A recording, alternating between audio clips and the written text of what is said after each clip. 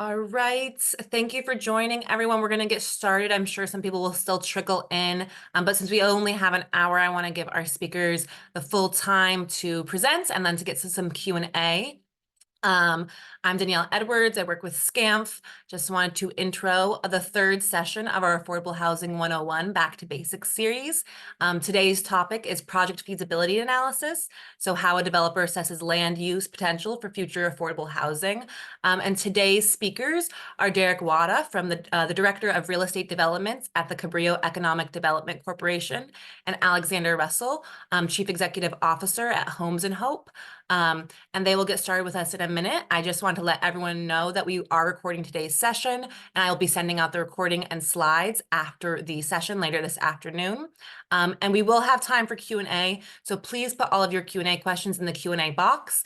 We'll be prioritizing those questions first rather than the chats. And with that, I will give it away to our speakers. Thank you, Danielle and SCAMP, for the invitation to speak today. Greetings, everyone, and welcome to today's session on project feasibility analysis. Alex and I are honored that you would spend an hour-ish, give or take, of your day with us. Our goal is to ensure that this presentation is both informative and relevant to our everyday jobs. So, to set the stage a little bit, this presentation is intended to be a pretty high-level conversation about how your typical affordable housing developer finds and approaches new development opportunities. This session is really geared towards those just entering the industry. We'll provide some relevant examples, but we won't get into the nitty-gritty details of stuff like financing and underwriting, as I believe that was covered in an earlier session. Again, the focus is big picture. So here's a rundown of today's session and the topics we'll cover throughout this presentation. We hope everyone has fun and is able to gain some valuable insights from today. Next slide. So a quick snapshot of Cabrillo Economic Development Corporation, or CDC. So CDC, established in 1981, is the largest nonprofit affordable housing developer, property manager, and services provider in Ventura County. We currently own and operate 25 properties, totaling more than 1,200 units of affordable housing throughout Ventura County. And we currently have over 6 projects in our development pipeline, totaling more than 600 units. More recently, we expanded into Santa Barbara County, and we continue to look for new opportunities to expand our geographic footprint. We take great pride in delivering high quality, well-managed, affordable housing and services that cater to diverse populations, including permanent supportive housing, seniors, veterans, families, and especially farm workers, who form the core of CDC's mission. Next slide. So Alex, tell us a little bit about Homes and Hope. Sure. Good afternoon. As Derek mentioned, I'm Alexander Russell. I'm the CEO of Homes and Hope and formerly the COO and EVP at many mansions for over 17 and a half years. As we have limited time, I'll just mention that Homes and Hope is a mission-driven organization with a lean, well-capitalized framework that emphasizes in-house construction expertise via our affiliate, the McCarthy Companies, to reduce costs and maximize limited public resources. We also provide the full spectrum of housing, from rental housing for the homeless through moderate income for sale housing. My contact information is provided if you have any questions, or if you're seeking affordable housing consulting services. This includes developers and government agencies, a development partner, and or premier affordable housing construction services. Back to you, Derek. So next slide, Daniel. Thank you, Alex. So let's dive right into it. Again, from a high-level perspective, these are the kinds of resources and places we look for new development opportunities. As you can see, there are a number of ways to find sites. These opportunities or sites can come from requests for proposals, or RFPs, private market transactions, partnerships, or just simply looking at the local jurisdiction's housing elements. RFPs can come from a variety of agencies, a city, a county, or in some instances, transportation agencies. With the passing of SB 4 in 2023, as you can imagine, you may see an uptick in RFPs from faith-based organizations. Private market transactions are sort of the more traditional transaction where a developer works with a real estate broker and buys either vacant land or a site with an existing structure to eventually develop or rehab. Partnerships can take shape in many forms, from partnering with faith-based organizations, partnering with other nonprofits, or partnering with market rate developers to fulfill their inclusionary requirements. For those who may not know, an inclusionary requirement most frequently takes place in a market rate development where that particular project must set aside sort of a percentage of units for affordable housing. And finally, as mentioned, you could also find opportunities by going through a jurisdiction's housing element and seeing what sites they earmarked for affordable housing. Next slide, please. Okay, so you found a site based on one of the methods we discussed in the previous slide. Then what? First, you'll want to have an idea of how big the site is and how many units you could fit on it. To help determine how many units you could fit on the site, you'll want to engage an architect to do some early preliminary massing studies. Engaging with an architect early on during this analysis phase will help also define what the zoning is, what the setbacks are, etc. During this massing study phase, this is where you start to visualize the development. This is where the development starts, for the most part, starts to take place. This is when you start to determine the initial population. Of course, things could change. The unit mix, unit sizes, amenities, etc.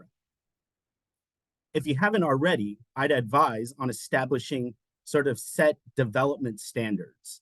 This will really help guide you during these early development processes and really make things easier for the architect when they start these massing studies. Next, you'll want to determine if the site is in what's called a difficult development area or a qualified census tract, a DDA or a QCT, or more recently in an opportunity map or zone, if you're planning on doing large family. If you simply Google TCAC HCD opportunity maps, you'll be able to search the address and see what zone your site falls within. In short, the TCAC and HCD opportunity map identifies areas across the state associated with positive economic, educational, and health outcomes for low-income families and children. Identifying your site zone is crucial for assessing eligibility for various funding opportunities like tax credits. Also, understanding what's currently there and what was previously there. Understanding what was previously there will determine, obviously, the amount of potential remediation. Knowing if the site, for example, was an old gas station or an old restaurant, this type of information would be pretty helpful to know up front as you start developing your project budget. The one I really want to focus on is the proximity to amenities. There are several reasons why proximity to amenities is important. Site amenities are not just good for the people we serve, but it is also essential to secure the necessary funding. What you see on this slide are the general categories for site amenities under the tax credit program. More specifically, examples from that program are being within a half a mile of a public park, or a half a mile from a public book lending library, and so on. In order to be competitive for funding, it's important you understand the nearby amenities and ensure you are meeting the criteria for each funding program. All right, next slide. All righty, so we talked briefly about this already, but this is a quick back of the envelope analysis. We really need to understand what the current zoning is. Can we build a multifamily housing project here? Do we need to do a general plan amendment, a zone change? This kind of information is crucial to know and understand early on. We touched upon this earlier, but how many units can I build here? Should I think about developing this particular site and this proposal into phases? How many phases?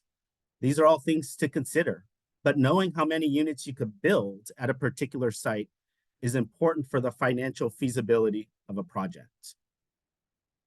You'll want to make sure that you're proposing something that will be not only competitive for funding, but also something that will be acceptable for your future neighbors. Most developers have their standards when it comes to minimum number of units. Personally, when I look at opportunities and when I like to look at sites, I like to find sites that usually could fit somewhere between 50 to 60 units minimum. Obviously, every developer is different. How many units you could fit there will also depend on the population you want to serve. For example, a large family project will look much different than a senior project. A large family project will consist mainly of 1, 2, and 3 bedroom units versus a senior project that will likely have mostly 1 bedroom units.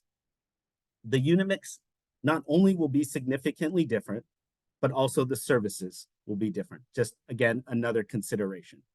So understanding what population you intend to serve will also help determine how many units you could develop at a particular site. So the next one, parking.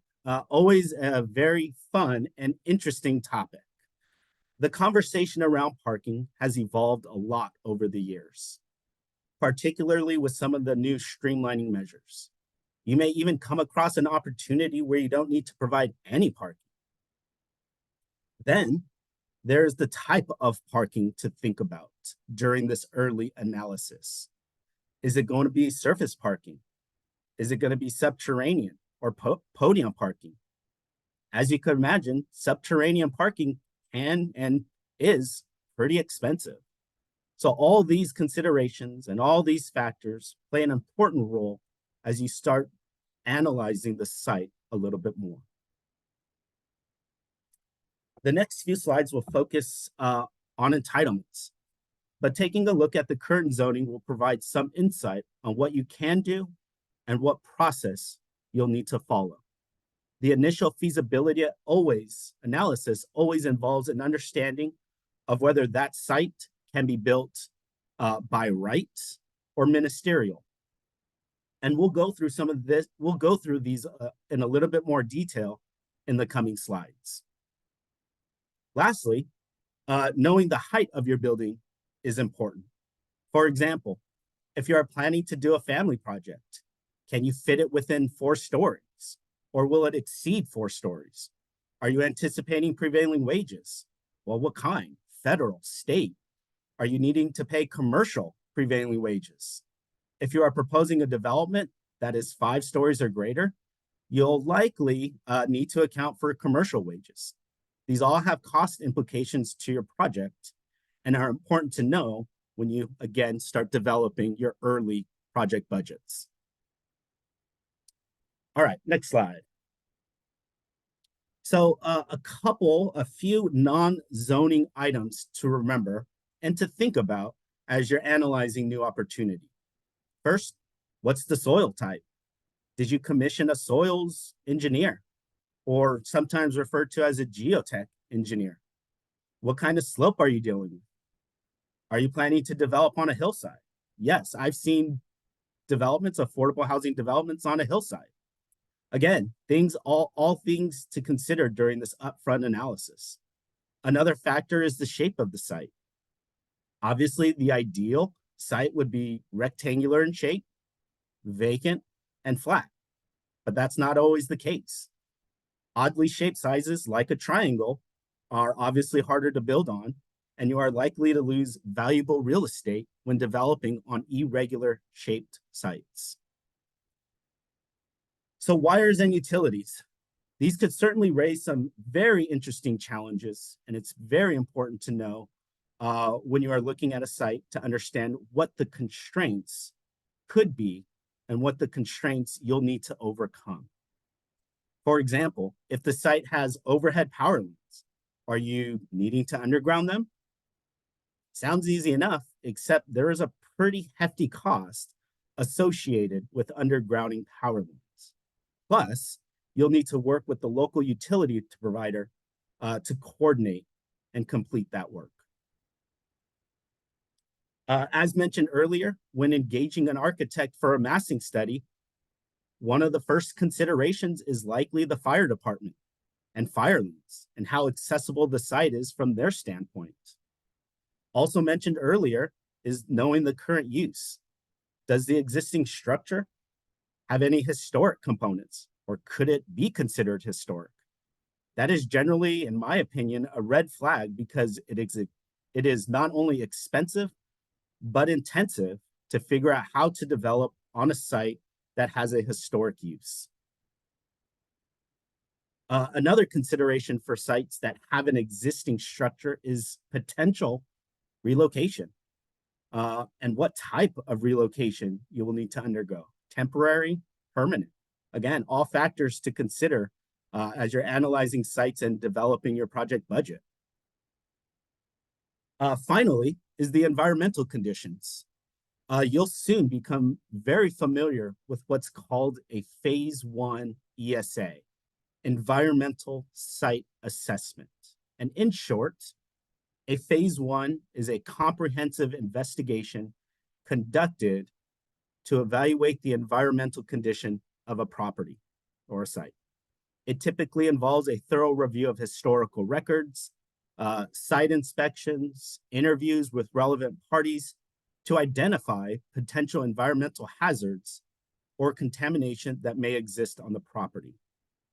A Phase 2 is essentially just a follow-up investigation conducted after Phase 1.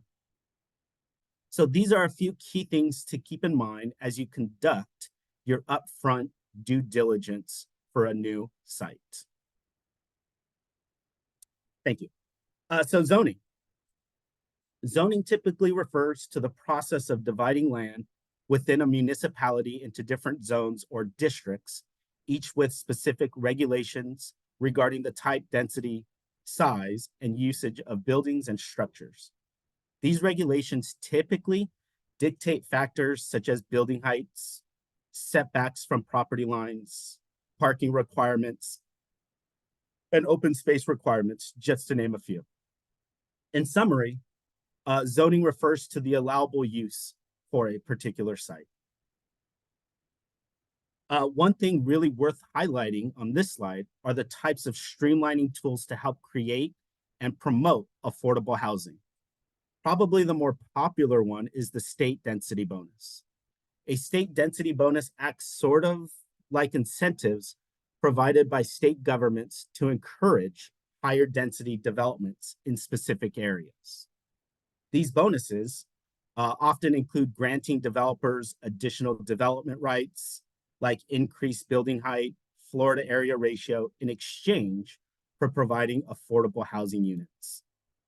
The goal for a density bonus is to promote to promote smart growth principles, enhance housing affordability, and alleviate housing shortages by incentivizing denser and more efficient land uses.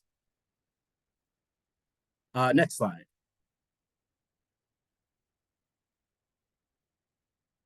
Okay, so these next few slides will focus on entitlements. So again, high level, a little entitlements 101. Entitlements is a term that we use for describing the land use approval process that one will need to go through when looking at a particular site.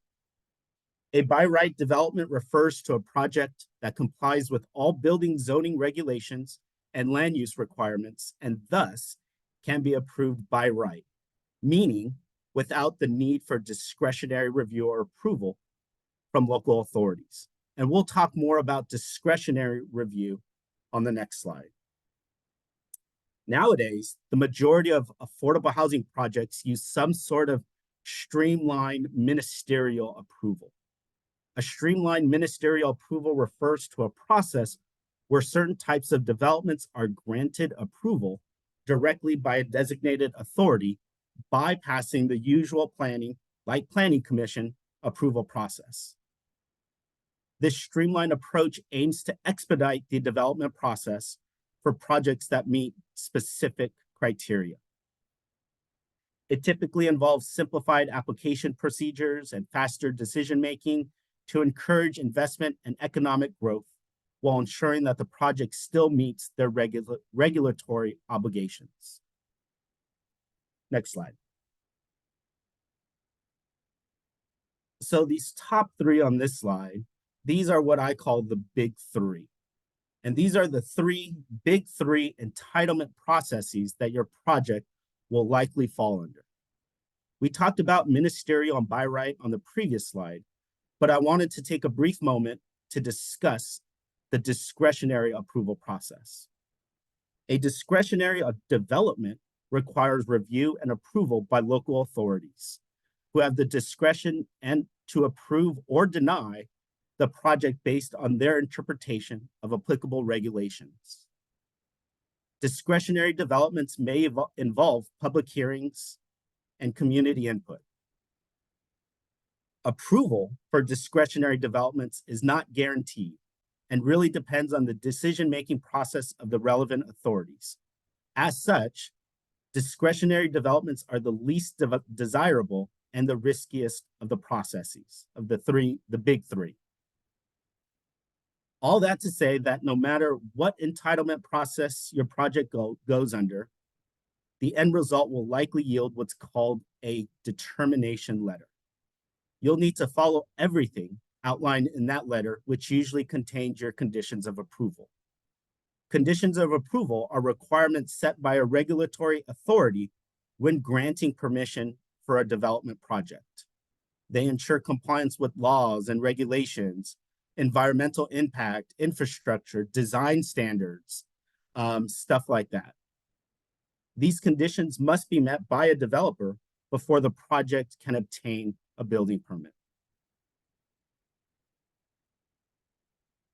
It is also worth mentioning that the entitlement process typically comes with some sort of CEQA clearance and approval. CEQA stands for the California Environmental Quality Act. Nowadays, there are many affordable housing projects that could obtain what's called a CEQA exemption. To provide a little bit more insight, developers may seek to avoid CEQA due to its potential delay and or complications to the project. CEQA requires a very thorough environmental review of your project, which can result in additional time, costs, and uncertainty. Additionally, CEQA lawsuits can be filed against by project opponents, leading to further delays and further costs in the form of legal expenses. A mitigated negative declaration is a document under CEQA when a proposed project is found to have insignificant environmental impacts after the mitigation measures are applied. An environmental impact report is a comprehensive assessment of a project's potential environmental effects. It evaluates various factors, offering detailed analyses and mitigation strategies. This could be a very lengthy and a very costly process. And because of this, EIRs are typically something most developers want to avoid. If you have any questions regarding these, it's really important to bring in a land use expert to help you navigate through these processes. Next slide. So with that, let me reintroduce Alexander Russell to take us through the remaining slides. So Alex, take it away. Perfect. Thank you, Derek, for the informative site analysis framework. At this point, you're seriously considering a site, and one of the most critical aspects when evaluating any site is the financial feasibility, which largely hinges on the development costs. As part of the cost analysis, we consider the acquisition costs, which can be a significant line item in the budget.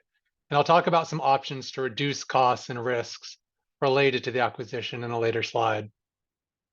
Construction costs are the largest line item in any budget. These are influenced by unique site characteristics, so pay attention to topography, protected trees, environmental mitigation, access to utilities, etc. A lot of the stuff that Derek's already described. You also need to be aware of any required offsite, such as water pump stations or additional sidewalks beyond the property line, main sewer line upgrades, etc., which jurisdictions like to include in projects given funding shortfalls. These can be very costly, so I recommend speaking to local planners early in the due diligence process and definitely before you acquire a site. You also need to determine whether prevailing wages or more robust and costly project labor agreements apply, as this significantly increases hard costs. Again, regardless of the site, it's important to bring in an experienced general contractor early on in the evaluation process to give you a rough order of magnitude cost estimate.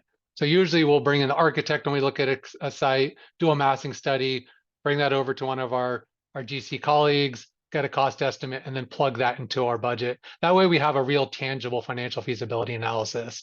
And they can also look for ways to have a more efficient design. Some of the soft costs are important as well. And I won't go through all of them. Typically what we do is we use recent projects to estimate these early costs, along with any site-specific adjustments. One of the things I will mention, because it's often challenging, is getting your permit costs and your development impact fees from the local jurisdiction early. Again, these are often challenging to obtain. So if you haven't built in a community before, or it's been a while since you built in that community, I definitely recommend being conservative on this line item. And also another strategy that I've used that works well is to pull the tax credit application for a recent project in that jurisdiction, because usually they have fairly well-defined development impact fees and permits at that stage. This is also an area where you can ask for development impact fee waivers from the local jurisdiction, or at a minimum, a deferral of the development impact fees from normally permit to C of O. That'll save you the carrying costs for those fees, which are usually, depending on the jurisdiction, can be hundreds of thousands, if not, over $1 million. Also, an owner's contingency is critical in this early stage. There's still a lot of work and time left in the development process. So we typically put in at least 7.5% to 10% hard cost contingency at this early stage, and a 5% soft cost contingency. Again, just because variables come up that you may not have accounted for just yet. There's so much more to say here, but other workshops in the SCAMP series have talked about this in more depth. So I'd recommend watching those if you missed them. Next slide. Again, watch the other SCAMP webinars for more detailed analysis on the financials. But the general gist here is that we need our rents to cover our operating expenses, including the mortgage payment, with a 15% cushion in case they're higher than expected vacancy rates or higher than anticipated operating costs. This is true now more than ever, as we've all seen with skyrocketing insurance costs, staffing costs, et cetera. You need to really make sure you have conservative underwriting for your operations. We want these projects to be self-sufficient and self-sustaining for the next 55 plus years. I also want to mention that if you have deeper targeting, typically 30% AMI or less, but even 35 to 40% AMI rents don't typically cover their operating expenses. So make sure that you have an operating or rental subsidy for these deeply targeted units. Next slide.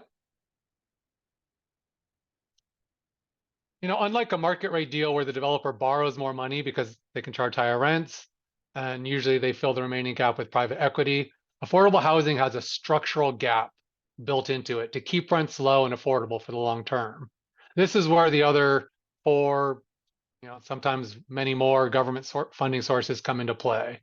I'll not go through all of them here again, because there was another workshop on that, but I will say that government programs largely dictate the population served, the unit mix, the site amenities, et cetera, even though this is an iterative process, based on the neighborhood. If it's close to a senior center, you'll probably, maybe do a senior housing project. If it's in a higher resource area, you may decide to do a family project. There's obviously different community need factors and stakeholder objectives. So really, it's an iterative process, but financing plays a large determinant, again, in the population served, unit mix, et cetera, which dictates your costs and the timeline for the project.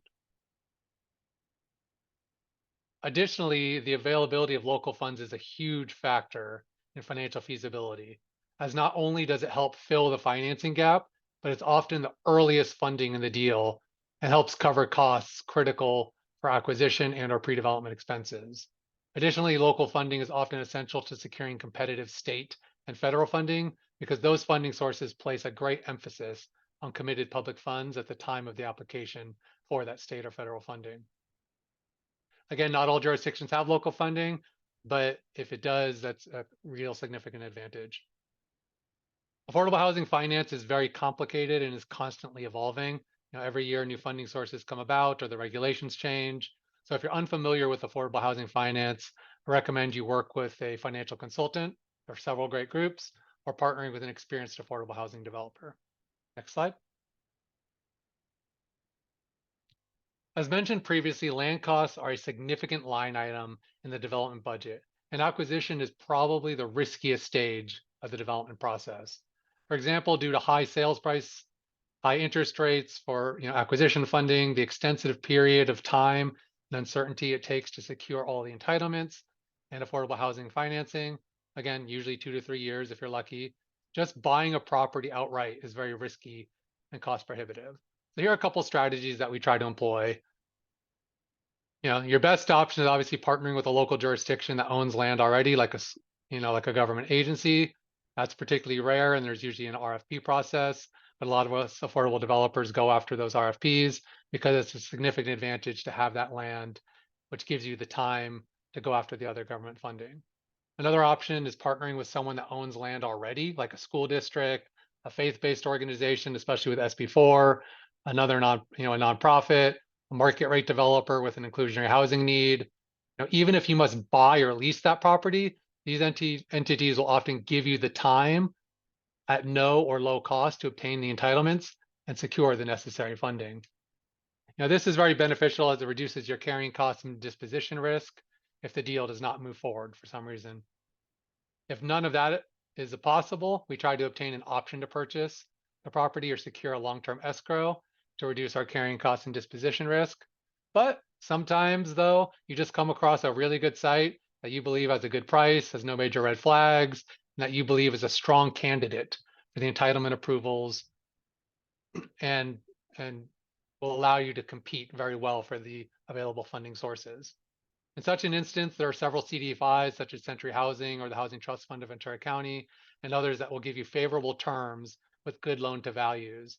Basically what this does is provides most of the money to acquire the site and minimizes the need for us mission-oriented builders to put in on the deal. I should also mention that if you obtain site control and move forward with the development opportunity, it'll take about $1.5 million in pre-development funding to secure all of the entitlements and funding necessary to close the construction financing. Now, again, for mission-oriented builders like us, that is a huge risk, especially because we have muted financial returns given government limitations on developer fees, et cetera. Therefore, properly evaluating a site upfront, which is the purpose of this exercise, is the most critical thing you can do in the development process. In fact, we actually pass on about 95% of the opportunities that come across our desk for one reason or another. Next slide. Regardless of the type of site control, you need to understand that the development timeline. It usually takes about 6 to 12 months to obtain entitlements. Derek mentioned having a shortened time frame due to streamlining bills. That's great. But regardless, you still have to jump through several hoops, even with streamlining. And this process can take anywhere from 6 months to 12 months or even longer, depending on the jurisdiction. Also, just because you have streamlining bills that eliminate CEQA, oftentimes we use federal funds that trigger the Federal Environmental Review or NEPA.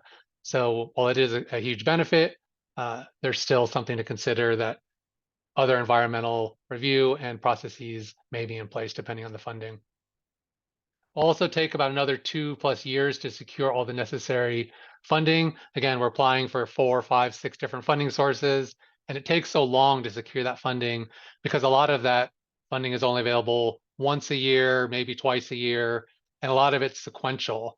So when you apply for tax credits, you need to have all your other funding secured because you have to be able to close your construction financing within about 6 months or so. Therefore, if you didn't have some funding secured, that can put your project at significant risk. Once you actually get all the funding, again, it takes about 6 months to close the financing. This is usually the phase we have the highest pre-development cash outlay, primarily to finalize the construction drawings and obtain the necessary building permits, but it fortunately has the lowest risk. The construction phase takes about 15 to 20 months, and you really need to pay attention to supply chain details. It's not as much an issue today, but you may have heard a lot about the need for switch gears, how that took a long time to procure. You just really need to pay attention to your supply chain in the current environment. The final phase is the lease up and perm conversion. This usually takes about 6 to 9 months from occupancy, as lenders require about 3 months of stabilized occupancy and several closing checklist items. All in all, it takes about 4 to 6 years from identifying a project to completion. So again, this significant upfront review is critical because that's a large time investment and a large resource investment by any organization. Next slide.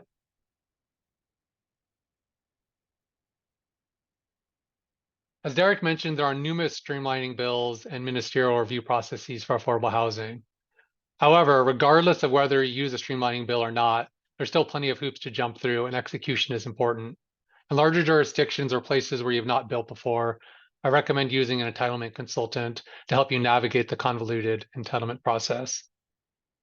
Also, community opposition is not only costly for your development, there's CEQA challenges or potential design modifications as applicable, but it's also important for your reputation to build in, you want to have a strong reputation in that community. You want to reach out to your local elected officials, regardless of whether or not you have streamlining or entitlement requirements to do so. Again, affordable housing is a small community, and these jurisdictions really remember, who are partners in that community and who really builds assets that meet the needs of that particular neighborhood and that particular community. So outreach to community members, outreach to local elected officials is really critical, regardless of whether or not you use an entitlement streamlining process or not. Next slide.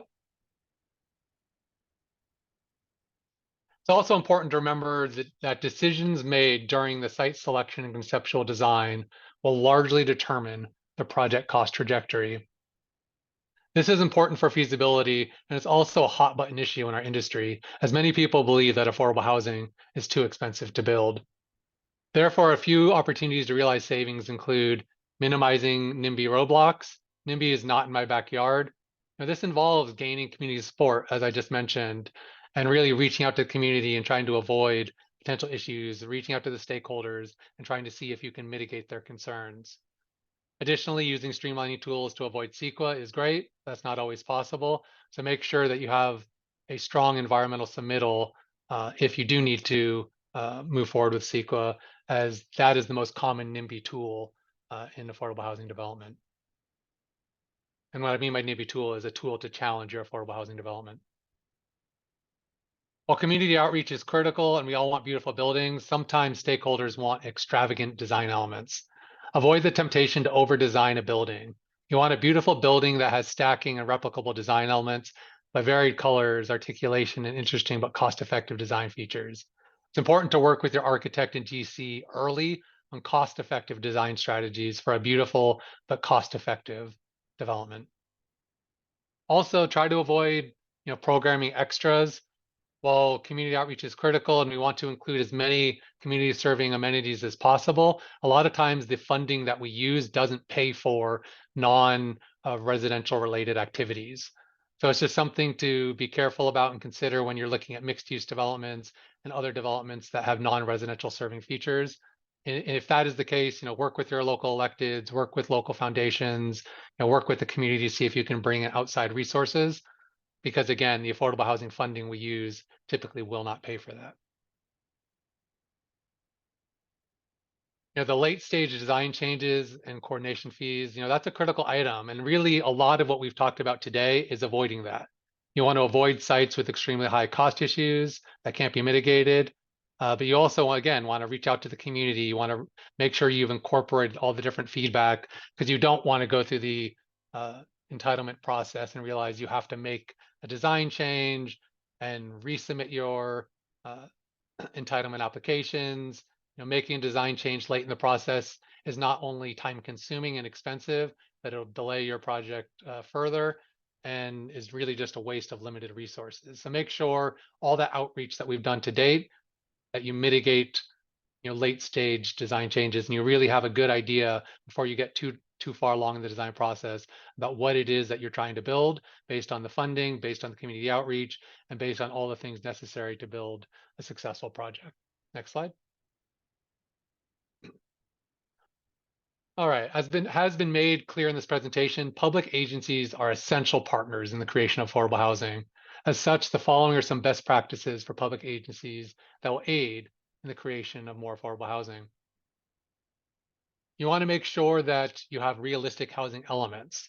Work with affordable housing development community to ensure properties in the site inventory list are actually developable and competitive for state and federal funding. I've seen sites and housing elements that when you look at them, you can tell right away that you're never going to build any affordable housing on that site. Again, that's sometimes necessary to meet the housing element goals, but really try to work with the development community to find sites that can actually have enough units that are close enough to site amenities and that really meet the needs of your affordable housing partners. Make sure you have updated zoning. There's constantly zoning changes and plans to state level. Make sure that the local plans are consistent with those to the extent practical. Allow residential, especially multifamily, in as many zones as possible, as that provides a solid base for the various streamlining incentives. If you need a general plan amendment or a zone change, a lot of these streamlining incentives aren't applicable. Also, limit the explicit requirement, for commercial uses. Well, that's great. So we've seen a lot of commercial uses are underperforming, and a lot of the funding that we use in affordable housing, again, can't pay for that. Or if you do want a commercial frontage, which oftentimes is great in certain parts of a city, allow resident serving opportunities such as community space, laundry rooms, mail rooms, services and property management offices to substitute for that commercial use, because that can be paid. It's beneficial for the residents, and it can also be paid for by the affordable housing funding that we use. I won't go through this in too much because Derek already covered it, but having by right development opportunities and or ministerial only processes really streamlines the development process. So make sure that you have those in your local codes. Next slide. This one's a little bit more challenging, but providing sufficient utility infrastructure to accommodate urban infill development. A lot of our cities are near build out, or there's a few undeveloped parcels, or a lot of the parcels are underutilized. So that provides infill development opportunities. Really having the infrastructure and community support to allow density in those neighborhoods is key. There are state programs such as IIG and ASIC that can bring in some resources. Obviously, CDBG funds can be used for some of the offsites. But regardless, the public agency should work closely with the affordable builder to find reasonable and cost-effective solutions to allow the utilities and other factors for infill development. And this kind of goes without saying, but facilitate working partnerships with affordable builders. Having a public agency that is invested in the affordable housing development as a partner is extremely beneficial when it comes to accessing affordable housing funding, meeting critical funding deadlines. Some of the funding that we use, building permits are delayed or things of that nature. It could actually cause the project to miss its funding target deadlines, which could cause risk of recapture of that funding or penalties for future funding applications, which could be catastrophic to the developer. But really making sure that we have a partner, and working with the developer to meet their timelines.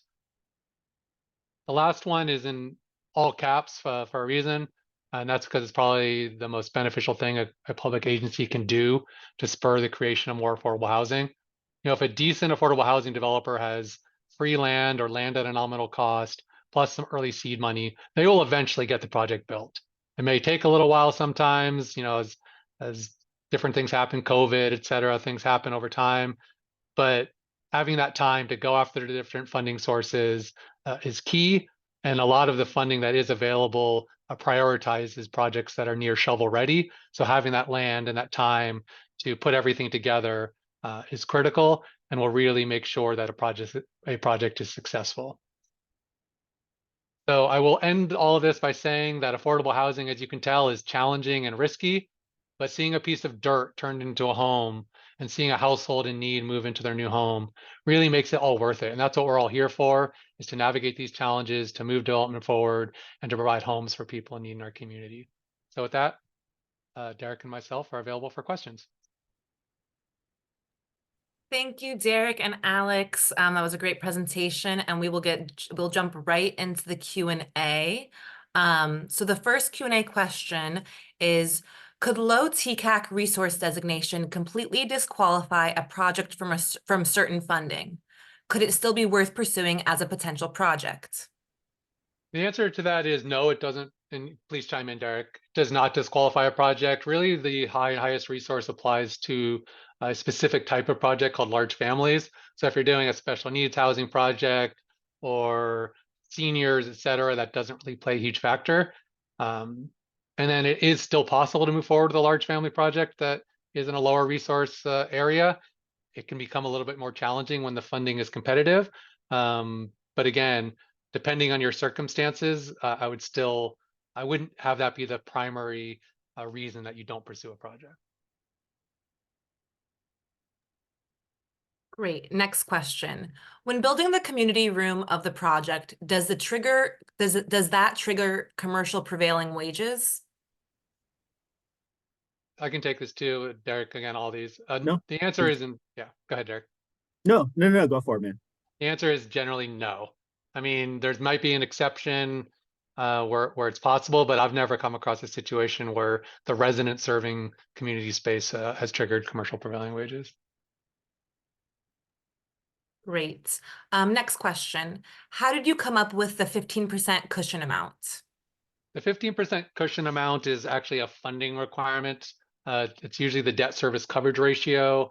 It needs to be 1.15 or 15%. So really, it's something that the different government agencies put in place. They actually don't want you to borrow too little money. And so if your debt coverage ratio is too high, 1.4, let's say, they're feeling like you could borrow more money, and that's a better use of the limited government resources. So they kind of compromised on that 15% threshold, enough to give you some cushion, but not so much that you're leaving money on the table and not borrowing more private debt. Great. Next question. I'm increasingly seeing the use of Cal HFA recycled bonds given limited state and local funding. Can you talk about that program and whether funding would be available on an ongoing basis? Yeah, I mean, the answer to that question is it is one of many tools in the tool chest. It's definitely not a singular solution. It's not going to be enough to get you completely to the finish line. It's not going to pay for the entire project, but it is one of the different funding tools. You're seeing 501c3 bonds make a little bit of a comeback. You're seeing other things in that nature. The middle income housing program from Cal HFA. You're seeing different opportunities, but I wouldn't say it's any sort of panacea or catch-all. Like I said, it works in certain circumstances, but again, it's just one tool in the tool chest. I don't know if you have anything you want to add to that, Derek. No, you're good, man. All right, next question. It might be helpful if both of you chime in on this one, but can you provide examples on why your organizations might have passed up on opportunity sites? Do you want me to start? Yes, please. Or yeah. So Danielle, sorry, say that again. Yes. So we had a question in the chat, and then in the Q&A, and then it also was asked for in the chat. If you guys could provide examples on why you have passed up on opportunity sites that have come across your organization. Yeah. So, like I mentioned earlier, I mean, so first of all, I've only been with Cabrillo since October, but I've been with another nonprofit for well over a decade, doing the same thing. So some of the sites, as I mentioned earlier, that we've passed on are quite frankly just because they didn't score well for the amenities. There's sites in Ventura County because that's been our primary focus. There's also been sites that we've looked at in LA County that unfortunately, due to those site amenities, it's really, really challenging to score competitively for tax credits. So we have done some, or we have passed on several opportunities, just given that variable in itself. The other reason that we've passed on sites, like usually when a site comes across, our desk, both of us, we can tell within the first couple minutes whether it has potential. Is the site in one of the geographic areas that we specialize in? How many units do we think we can fit on the site? What kind of neighborhood is it in? What access and proximity to amenities? Do we think that local jurisdiction has, funding or resources? Those are some of the what's the cost, right? A lot of times when we're willing to take more of a risk on sites where it's a city-owned site or government-owned site, or it's a faith-based partner, but sites where we actually have to buy the site, we tend to be even more discerning because we have to somehow acquire that site and put out the financial risk to our organization. And so we need to feel pretty confident. So those sites we really look at and make sure that it meets all the criteria that Derek looked at, that there's no red flags. And so if we look at a site and it's a steep hillside and I want too much money, we can only build 20 units on it, I'm not even going to look at the site, right? Because I already know it doesn't meet my unit count. It's probably going to be too expensive to build. And maybe it's in a jurisdiction that I haven't worked in. It's somewhere out of state or in Northern California where I haven't done a lot of work yet. So those are some of the reasons. But there's a lot of different reasons that come up. Is it? Thank you both. Next question. Have any of you developed on City of LA owned sites, and what were the main challenges, if any? Yeah, I have. City of LA is great. Having land from a public agency is fantastic. Like I said, it's really the ideal situation. So if any city land comes up, I'm always interested. The challenges tend to be, the normal challenges of working with the city, which is it's a big city, so there's bureaucracy and sometimes things can take a while to get the answers to the questions that you need or to move things forward. The city always does a long-term land lease. That can sometimes have challenges. One of the sites had major topography issues. One of the sites was a brownfield site that had environmental remediation. So oftentimes these sites have something, right? They're not just giving away prime land, right? There's usually something involved with the site that makes it challenging for one reason or another. But yeah, I'd say those are the main things. There's some others, but those are the primary. Awesome, thank you. The next question, you mentioned proximity to public transit as an amenity to consider in site selection, and also mentioned parking requirements. This attendee is curious if you also consider whether the site is within a low vehicle miles traveled VMT area or other VMT reducing or mitigating factors. And then they're specifically wondering if you are familiar with the Ventura County VMT Adaptive Mitigation Program and or have used its tools. Long story short is proximity to amenities is important for securing, the tax and bonds, the tax credits, etc.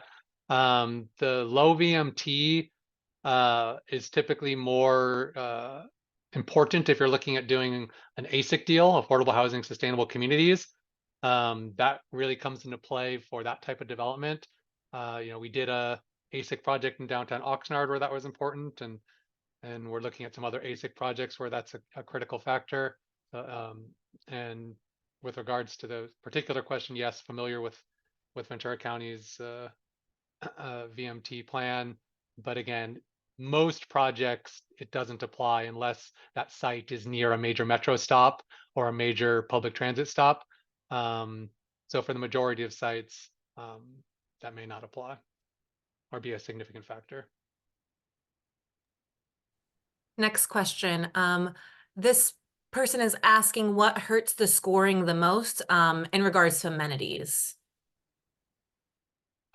Transit, that's the highest score, and you Yeah. can make up for it with cobbling together other nearby amenities, but lack of a bus stop or public transit is the significant biggest factor in reducing your site amenity score.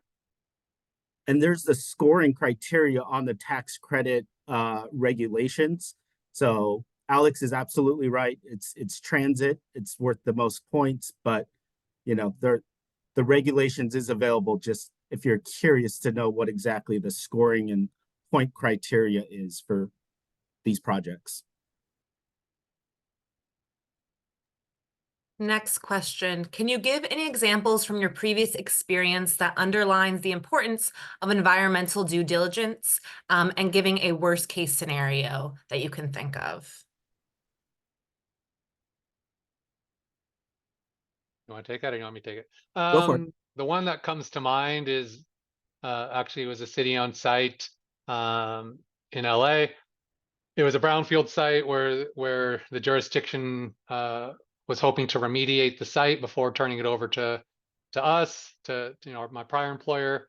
That particular remediation, as we got into construction, turns out was not sufficient, and we had to go in and do additional environmental remediation, and that actually caused hundreds of thousands of dollars in additional construction costs, not only for the remediation but delays to our project schedule.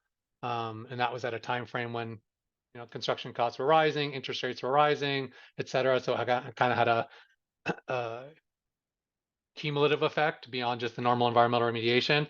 So that was probably one of the most significant issues that I've come across.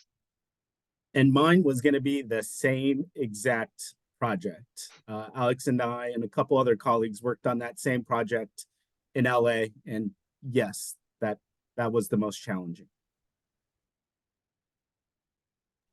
Okay, I think we have time for maybe 2 more questions. So the next question is there a city guide or publication or online platform that developers use to determine if zoning is by right, ministerial, or discretionary? So the answer is depends on the jurisdiction.